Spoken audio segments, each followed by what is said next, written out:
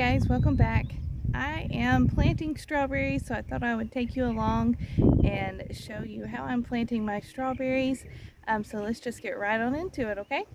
So I was at the Mennonite Garden Center in Spencer, and they had bare root strawberry plants.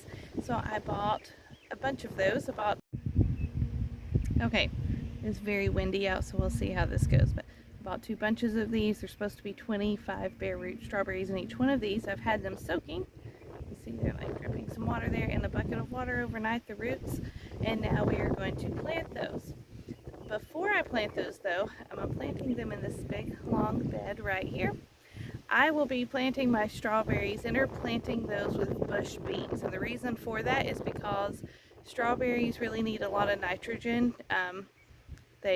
That's the one thing of fertilizer that they really need a lot of, especially in their first year. And beans are great at fixing nitrogen in the soil, so they make great companion plants. So I'm going to be planting bush beans in between my rows of strawberry plants.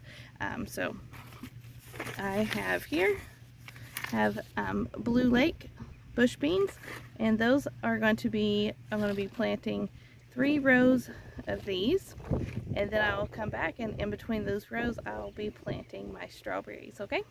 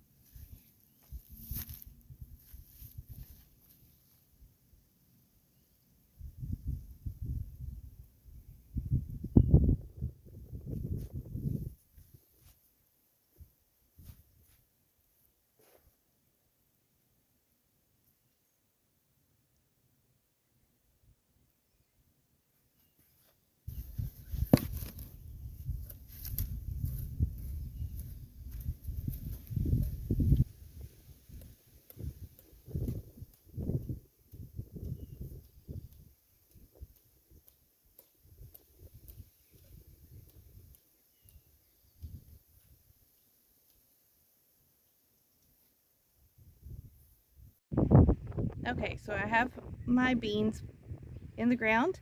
So now we're going to plant these. I'm going to take these apart. We're going to plant each strawberry plant. I'm going to give each one maybe a square foot, maybe not even that much. Strawberry plants themselves, when they first start to grow, don't really need a crazy amount of space. They will eventually take over a bed. Each year they send out runners, which become new plants, but by year 2 or 3, I'll be removing those and actually starting a new strawberry bed. So for now, I can plant these pretty close together and they'll be fine. So we are going to get started doing that. Alright guys, so as you can see, I had a bucket here. I just filled it up with a little bit of water. Get these roots nice and saturated. They were extremely dry when I first got them. They're looking great now, so we're going to take these out. And I will show you what they look like. There was actually not really any green growth on these just 2 days ago. I sat them out in the sun the first day, and then I've let them sit in the sun in this bucket of water the second day, and we've already got that much green growth, so I'm excited about that. And I'm going to show you as I separate these out which ones are definite plants and then which ones I may hold back and plant somewhere separately because I'm not super confident that they're going to make it. Okay, so I have these. I want to separate them all out. Obviously, if there's already green growth in these, those are going to be definite plant, ones I'm going to choose to plant. These have nice established root systems, so I'm guessing these are like second year, at least, sometimes second year rhizomes, so these should work out pretty well. I have bought them before in like these little boxes from Tractor Supply. I think they're like D-root or something like that. None of those did well. These look much better.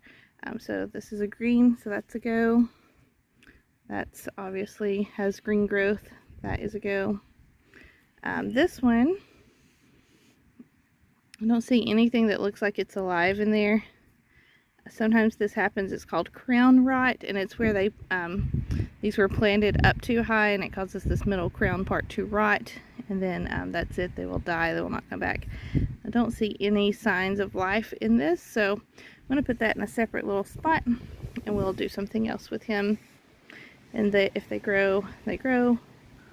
But you'll usually get at least 1 or 2 of the crown rot ones in each package. Like this has green growth, that's good.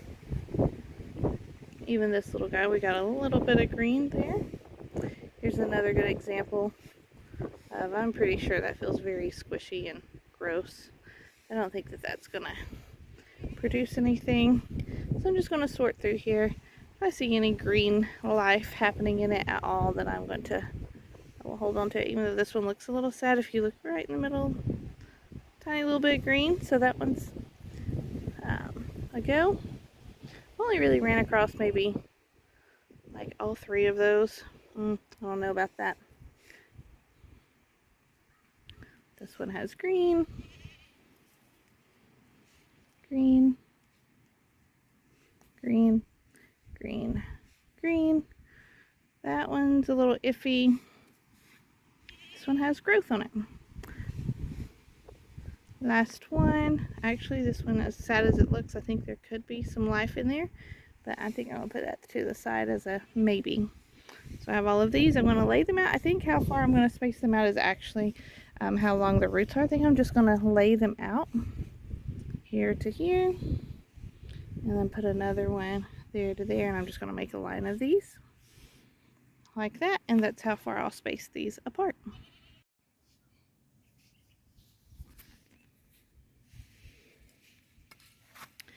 Okay, to get our strawberries started, we are going to be making a hole first. Let me move my plants out of the way here. I'm making a nice deep hole here. And it actually just came a shower, so my soil is a little heavy here, but these really need to be planted, so that's what we're going to do. I'm going to guess that you will need to go about 6 to 8 inches deep.